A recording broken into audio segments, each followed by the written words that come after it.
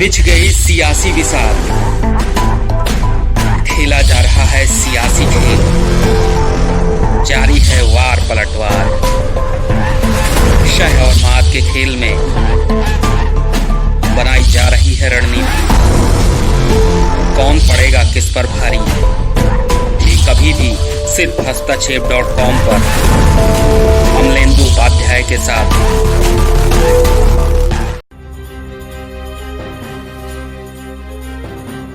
नमस्कार, दिन भर की बड़ी खबरों में आपका स्वागत है। मैं हूं अस्मिता दुबे।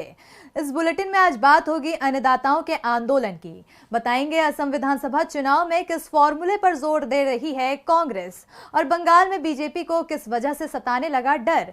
जानेंगे क्या उत्तराखंड में गिर सकती है बीजेपी की सरकार। और बुलेटिन के आखिर में बात देश के विकास में लगते ब्रेक की। लेकिन तमाम बड़ी खबरों से पहले एक नजर सुर्खियों पर। वैक्सीन को लेकर अखिलेश यादव का बयान, नहीं लगवाएंगे बीजेपी की वैक्सीन। बीजेपी के वादों की तरह उसकी वैक्सीन पर भी नहीं है भरोसा। हमारी सरकार बनी तो सबको मिलेगी फ्री वैक्सीन। महाराष्ट्र में औरंगाबाद शहर के नाम पर चल रही सियासत के बीच शिवसेना नेता संजय राउत का बयान, शहर के नाम पर कांग्रेस का अपना रुख, गठबंधन सरकार पर नहीं पड़ेगा कोई असर। बिहार में सरकार की स्थिरता को लेकर सीएम नीतीश कुमार का बयान, सरकार में ऑल इज वेल, विपक्ष के दावों पर नहीं देते ध्यान। बिहार में बीजेपी और जेडीयू के बीच चल रही है तनातनी। तमिलनाडु के लिए कांग्रेस पार्टी की नई कमेटी का हुआ ऐलान। कमेटी में 32 उपाध्यक्ष, 57 जनरल सेक्रेटरी और 104 सेक्रेटरी किए गए शामिल। कांग्रेस के राष्ट्रीय अध्यक्ष के चुनाव से पहले राज्यों की कमेटियों के गठन पर दिया जा रहा है जोर। बीसीसीआई के अध्यक्ष सौरभ गांगुली की हालत स्थिर, सीने में शिकायत के बाद कराया गया अस्पताल में भर्ती। केंद्रीय मंत्री अमित शाह और पश्चिम बंगाल की सीएम ममता बनर्जी ने जल्द स्वस्थ होने की दी दुआ। सुर्खियों के बाद अब रुख आज की बड़ी खबर की ओर। अन्नदाताओं के आंदोलन को 38 दिन हो चुके हैं। यह आंदोलन कितने दिन और चलेगा ये भी साफ नहीं है, क्योंकि कृषि कानून और एमएसपी का मुद्दा फंसा हुआ है। सरकार ज्यादा झुकती नहीं दिख रही है तो अन्नदाता भी अड़ गए हैं कि वो बिना अपनी मांगों को मनवाए हिलेंगे नहीं। और आज इसी मुद्दे पर चर्चा के लिए हमारे साथ स्टूडियो में मौजूद हैं राजीव जी। राजीव जी, आपका स्वागत है। धन्यवाद अस्मिता। लेकिन चर्चा शुरू करने से पहले देखिए ये रिपोर्ट। दिल्ली में गिरते पारे के बीच अन्नदाताओं के आंदोलन ने सियासी गर्मी बढ़ा रखी है। एक तरफ अन्नदाता हैं जो एक ही बात पर अड़े हैं कि सरकार कृषि कानून वापस ले और सभी फसलों के लिए न्यूनतम सपोर्ट प्राइस की गारंटी वाला कानून बनाया जाए। लेकिन सरकार न तो कानून वापस लेने को तैयार हो रही है और न ही सभी फसलों पर एमएसपी देने को तैयार है। हाँ, कानून में संशोधन की बात जरूर कर रही है और कुछ फसलों पर एमएसपी पर लिखित में आश्वासन देने को भी तैयार है, जिसे अन्नदाता स्वीकार नहीं कर रहे हैं। सरकार से यस और नो का जवाब मांगते हुए अन्नदाता 38 दिनों से दिल्ली की सीमाओं में डटे हुए हैं। सरकार के साथ 7 दौर की वार्ता हो चुकी है और 4 में से 2 मुद्दों पर सहमति भी बनने के दावे किए जा रहे हैं, लेकिन मुख्य मुद्दों पर सहमति नहीं बन पाई है। सरकार के साथ अब अन्नदाताओं की 4 जनवरी को बात होगी, लेकिन इससे पहले ही केंद्रीय कृषि मंत्री नरेंद्र सिंह तोमर ने साफ कर दिया है कि बैठक सफल होगी या नहीं ये वो नहीं बता सकते। यानी सरकार की ओर से संकेत दिए गए हैं कि वो ज्यादा झुकने को तैयार नहीं है। दूसरी ओर अन्नदाताओं ने भी अपने आंदोलन को तेज करने का ऐलान करते हुए कहा कि यदि 4 जनवरी को पूरी सहमति नहीं बनी तो आंदोलन को और तेज किया जाएगा। 6 जनवरी को पेरिफेरल एक्सप्रेसवे पर ट्रैक्टर रैली निकाली जाएगी। अन्नदाताओं ने तो 26 जनवरी यानी गणतंत्र दिवस पर भी तिरंगा यात्रा निकालने की तैयारी कर ली है। दर्शन पाल सिंह ने कहा कि सुबह राजपथ पर गणतंत्र दिवस की परेड होगी, उसके बाद अन्नदाताओं की परेड होगी। स्वराज इंडिया के योगेंद्र यादव ने कहा कि सरकार दावा कर रही है कि हमने 4 में से 2 मांगे मान ली हैं, हमें सरकार की ओर से लिखित में कुछ भी नहीं मिला है। गुरनाम सिंह चरूनी ने दावा किया कि बैठक में हमारी ओर से सरकार से सवाल किया गया कि क्या वो 23 फसलों की न्यूनतम समर्थन मूल्य पर खरीद करेगी, लेकिन जवाब हाँ में नहीं आया। यानी संकेत साफ है कि यह आंदोलन अभी आगे जारी रहने वाला है। एमएसपी और कृषि कानून पर 4 जनवरी को सरकार से अन्नदाताओं की बात है, लेकिन इस बार दोनों ही ओर से वार्ता की सफलता को लेकर ज्यादा उम्मीद नहीं दिखाई जा रही है। ऐसे में क्या दिल्ली बड़े आंदोलन को देखने को तैयार है या फिर कोई बीच का रास्ता निकल सकता है? देखिए अस्मिता, सरकार को यह समझने की जरूरत है कि किसान न राजनेता हैं और न ही व्यापारी हैं जो किसी किस्म की सौदेबाजी के लिए इतने दिनों से आंदोलन कर रहे हैं। ये मेहनत कश लोग हैं और हर तरह की मुसीबतें झेलकर अनाज उगाते हैं और बदले में यही चाहते हैं कि उन्हें उनकी मेहनत का सही दाम मिले और इसके साथ भविष्य की सुरक्षा का आश्वासन भी मिले कि उन्हें उनके खेतों से कोई बेदखल नहीं करेगा। उनकी ये चाहत और नए कृषि कानूनों को लेकर उनकी मांग बिल्कुल गलत नहीं है, लेकिन सरकार इस आंदोलन को भी राजनीति के तराजू पर तौल रही है और अपने पक्ष में पलड़ा झुकाने के लिए कभी संशोधन की बात का वजन डाल रही है तो कभी यह जतलाना चाह रही है कि 4 में से 2 मांगे मान ली गई हैं। अगर सरकार चारों मांगे मान भी ले अस्मिता, तब भी वो कोई एहसान नहीं करेगी, क्योंकि ऐसा करके वो अपनी जिम्मेदारी ही निभाएगी। लेकिन सरकार इस वक्त अपनी जवाबदेही से मुंह चुरा रही है और ऐसे जतला रही है कि मानो किसानों से वार्ताएं करके कोई एहसान कर रही है। देखिए अस्मिता, मंत्रियों के बात करने के लहजे से सत्ता का गुरूर टपक रहा है। मोदी सरकार का यह रवैया फिलहाल यही संकेत दे रहा है कि वो देश को एक लंबे चलने वाले आंदोलन का गवाह बनाना चाहती है।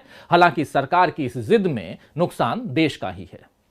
तमाम जानकारी देने के लिए शुक्रिया राजीव जी।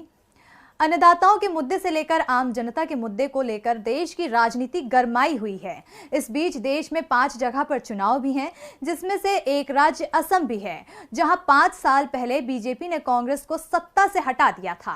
लेकिन अब कांग्रेस असम में सत्ता वापसी की कोशिश में जुट गई है। इसके लिए वो छत्तीसगढ़ के फॉर्मूले पर जोर दे रही है। तो क्या है छत्तीसगढ़ का फॉर्मूला, देखिए इस रिपोर्ट में। इस साल के अप्रैल मई में असम में विधानसभा का चुनाव होना है, जिसे लेकर राज्य की राजनीति गरमाई हुई है। एक तरफ सत्तारूढ़ पार्टी बीजेपी और उसका गठबंधन है तो दूसरी तरफ कांग्रेस है। जिन राज्यों में चुनाव हो रहा है उनमें कांग्रेस को सबसे ज्यादा उम्मीद केरल के बाद किसी राज्य से है तो वो है असम। पार्टी यहां की जनता को लुभाने के लिए कमर कस चुकी है। चुनाव के ऐलान से पहले ही कांग्रेस ने कहा कि राज्य में पार्टी की सरकार बनी तो राज्य में किसानों का कर्ज माफ कर दिया जाएगा। साथ ही महिलाओं ने माइक्रो फाइनेंस संगठनों से जो कर्ज लिया है, पार्टी उनका भी कर्ज माफ कर देगी। इसके साथ ही पार्टी ने सत्ता में आने पर छत्तीसगढ़ सरकार की न्यूनतम आय गारंटी योजना यानी न्याय लागू करने का ऐलान भी किया है। पार्टी ने गरीब और मध्यम वर्ग के परिवारों को 120 यूनिट तक निःशुल्क बिजली देने तथा प्रत्येक परिवार में से कम एक शख्स को नौकरी सुनिश्चित करने का वादा भी किया है। आपको बता दें कि न्याय योजना कांग्रेस की उन बड़ी योजनाओं में से एक है जो उसने लोकसभा के चुनाव में अपने घोषणा पत्र में शामिल की थी। उस समय सांसद राहुल गांधी ने इस योजना को लेकर कहा था कि देश के बेरोजगार नागरिक को हर महीने 6,000 रुपए मिलेंगे। अब कांग्रेस इस योजना को असम में लागू करना चाहती है। आपको बता दें कि कुछ इसी तरह का वादा कांग्रेस ने छत्तीसगढ़ के विधानसभा चुनाव में भी किया था, जिसका फायदा पार्टी को चुनाव में हुआ था। कांग्रेस ने असम में बीजेपी से सत्ता वापस लेने की कोशिश तेज कर दी है। तो दूसरी ओर पश्चिम बंगाल में जहां ममता बनर्जी 10 साल से सरकार चला रही हैं, उनके सामने बीजेपी के साथ कांग्रेस और वाम दलों के गठबंधन की भी चुनौती है। ममता ने इसके लिए बड़ा दांव चला है, जिससे बीजेपी सबसे ज्यादा परेशान दिख रही है। तो क्या है ममता का दांव, देखिए हमारी ये रिपोर्ट। पश्चिम बंगाल में विधानसभा का चुनाव जैसे जैसे नजदीक आ रहा है, वैसे वैसे बंगाल की सियासी पार्टियां वोटरों को साधने में जुट गई हैं। इस बार मुकाबला सत्ताधारी टीएमसी, बीजेपी और कांग्रेस वाम मोर्चा के गठबंधन के बीच माना जा रहा है। लोकसभा चुनावों के बाद से ही राज्य में बीजेपी नेताओं ने अपनी सक्रियता बढ़ा रखी है। तो वहीं ममता बनर्जी ने भी बीजेपी को रोकने की पूरी तैयारी कर रखी है। ममता बीजेपी के प्रचार अभियान से एक कदम आगे निकलते हुए राज्य की महिला मतदाताओं को साधने में जुट गई हैं। राज्य के कुल मतदाताओं में से महिला मतदाताओं की संख्या करीब 49% है और चुनाव जीतने के लिए कभी भी दल के लिए ये वोट बेहद महत्वपूर्ण है। ममता बनर्जी ने राज्य सरकार द्वारा महिलाओं के लिए चलाई गई योजनाओं का प्रचार तेज कर दिया है। ममता ने बोंगो जननी और द्वारे सरकार जैसी योजना पर सबसे ज्यादा ध्यान दिया है। इन योजनाओं के सहारे ममता राज्य की महिलाओं से सीधा संवाद करने की कोशिश कर रही हैं। उनकी समस्या को सुन रही हैं और उसे दूर करने का प्रयास भी कर रही हैं। ममता के इस सियासी कदम से बीजेपी बेचैन हो गई है। बीजेपी को डर सताने लगा है। पश्चिम बंगाल में ममता बनर्जी ने जहां बीजेपी के लिए अपनी रणनीतियों से मुश्किल खड़ी कर दी है, तो वहीं उत्तराखंड में भी बीजेपी के लिए मुसीबतें मानो इंतजार कर रही है। कांग्रेस ने तो दावा कर दिया है कि राज्य में बीजेपी सरकार समय से पहले ही गिर जाएगी। कांग्रेस के दावे से बीजेपी भी डर गई है। तो क्या गिर सकती है उत्तराखंड में बीजेपी की सरकार, देखिए ये रिपोर्ट। साल 2020 की शुरुआत में बीजेपी ने साम दान दंड भेद लगाकर मध्य प्रदेश की सत्ता पर कब्जा जमाया था और कमलनाथ की कुर्सी हथियाकर कांग्रेस को बेदखल किया था। लेकिन अब साल 2021 की शुरुआत में कांग्रेस उससे बदला लेने की तैयारी कर रही है। कांग्रेस मध्य प्रदेश का बदला बीजेपी से उत्तराखंड में ले सकती है। इन अटकलों ने कांग्रेस की वरिष्ठ नेता और विधानसभा में नेता प्रतिपक्ष इंदिरा हृदयेश के उस बयान के बाद जोर पकड़ा है, जिसमें उन्होंने दावा किया है कि 2021 में उत्तराखंड के अंदर 2016 जैसा ही सियासी भूचाल आएगा। लेकिन इस भूचाल की जद में इस बार कांग्रेस पार्टी नहीं बल्कि बीजेपी होगी। इंदिरा का दावा है कि उन्होंने बीजेपी के एक वरिष्ठ नेता और कुछ विधायकों से बात की है जो कभी भी बीजेपी छोड़ कांग्रेस में आने को तैयार है। इंदिरा के मुताबिक बीजेपी के जो विधायक कांग्रेस में शामिल होने को तैयार हैं, उन्हें 2022 में बीजेपी से लड़कर अपनी हार का डर सता रहा है। इसलिए ये विधायक जल्द से जल्द बीजेपी के डूबते जहाज को छोड़ कांग्रेस का दामन थामना चाहते हैं ताकि अपनी जीत सुनिश्चित की जा सके। इंदिरा यही नहीं रुकी, उनका दावा है कि हाईकमान का इशारा मिलते ही इन बीजेपी विधायकों को कांग्रेस में शामिल कर लिया जाएगा। बीजेपी के नेताओं को अपने पाले में लाने के दावे से इतर उन्होंने कहा कि 2022 में कांग्रेस का सत्ता में आना तय है। अब जब कांग्रेस नेता इतना बड़ा दावा करेंगी तो बीजेपी का बौखलाना लाजमी है। इसलिए बीजेपी प्रदेश अध्यक्ष बंशीधर भगत ने पलटवार किया है। भगत ने कहा कि कांग्रेस मुंगेरी लाल के हसीन सपने देख रही है। अब भले ही बीजेपी कांग्रेस के दावे को सपना करार दे रही हो, लेकिन अगर वाकई बीजेपी के नेताओं ने हाथ थाम लिया तो कमल का मुरझाना तय है। उत्तराखंड में जहां बीजेपी के लिए मुश्किल की घड़ी है, तो वहीं मध्य प्रदेश में कांग्रेस की अंदरूनी राजनीति के कारण कमलनाथ मुश्किलों में दिख रहे हैं। कमलनाथ पर आरोप लग रहा है कि शिवराज से उनकी दोस्ती पार्टी के लिए मुश्किलें बढ़ा सकती है, जिसके बाद उनके नेता विपक्ष की कुर्सी मुश्किल में फंसती दिख रही है। देखिए रिपोर्ट। एमपी कांग्रेस में कमलनाथ की मुश्किलें बढ़ती जा रही है। प्रदेश कांग्रेस के कई नेता कमलनाथ पर आरोप लगा रहे हैं कि वो पार्टी लाइन से हटकर शिवराज सिंह चौहान का समर्थन कर रहे हैं, जिससे पार्टी का शिवराज सरकार की घेराबंदी में मुश्किलें आ रही हैं। अभी हाल ही में शिवराज सरकार ने मध्य प्रदेश विधानसभा के शीतकालीन सत्र को स्थगित करने का फैसला किया था। कांग्रेस इसके खिलाफ थी। कांग्रेस चाहती थी कि सत्र हो। वो बीजेपी सरकार को कृषि कानून, दूसरे धर्म में शादी किए जाने पर बनाए गए राज्य सरकार के कानून सहित तमाम मुद्दों पर घेरने की तैयारी में थी और इसका इशारा कांग्रेस नेता डॉक्टर गोविंद सिंह ने सर्वदलीय बैठक में भी दे दिया था। वो सत्र बुलाने पर अड़ गए थे, लेकिन कमलनाथ ने नेता प्रतिपक्ष के रूप में सरकार के फैसले का समर्थन कर दिया, जिससे शिवराज सिंह चौहान को सत्र स्थगित करने का फैसला लेने में आसानी हो गई। पूर्व मुख्यमंत्री दिग्विजय सिंह तो सरकार को घेरते हुए ये कई बार कह चुके हैं कि जब विधानसभा में विधायकों को शपथ दिलाई जा सकती है, चुनावी रैलियां की जा सकती हैं, तो विधानसभा का सत्र क्यों नहीं बुलाया जा सकता है। ऐसे में कमलनाथ का सरकार को समर्थन करना पार्टी के नेताओं को ही रास नहीं आ रहा है। उन्होंने अपनी बात कांग्रेस आलाकमान तक भी पहुंचा दी है। इसके बाद से ही कमलनाथ को विधानसभा के नेता प्रतिपक्ष के पद से हटाने की कोशिशें तेज हो गई है। वैसे कमलनाथ के पास मध्य प्रदेश कांग्रेस का अध्यक्ष पद भी है। ऐसे में कमलनाथ को सिर्फ विधानसभा नेता प्रतिपक्ष की कुर्सी से हटाया जाएगा या फिर उनसे अध्यक्ष की कुर्सी भी ली जाएगी, ये फैसला जल्द हो जाएगा। और बुलेटिन के आखिर में बात देश के विकास पर लगते ब्रेक की। नए साल पर लोगों को लगा था कि अर्थव्यवस्था को लेकर खुशखबरी सामने आएगी, लेकिन ऐसा नहीं हुआ।